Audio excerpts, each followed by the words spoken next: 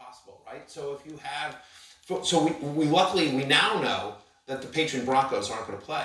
But we're still not sure about the Bills and Titans. That game is somewhat in jeopardy, as Fine mentioned earlier in the show. Like, we're going to find out, hopefully, get some more clarity later today, but that's going to be past the 1 o'clock kickoff deadline.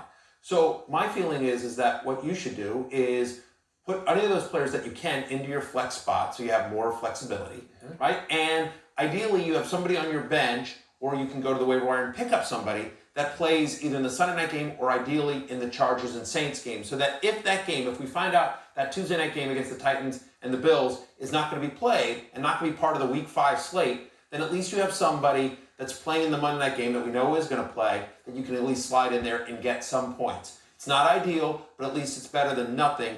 I do say this, and I continue to say this, if you are a commissioner of a league, what you should do is say to your league, hey, give me a player, designate a player on your bench that's a backup that if Josh Allen can't go, you're saying, okay, start Gardner Minshew or whatever it is. Like, designate a player on your team before the 1 o'clock deadline that would be placed in retroactively if that game gets postponed out of the Week 5 slate.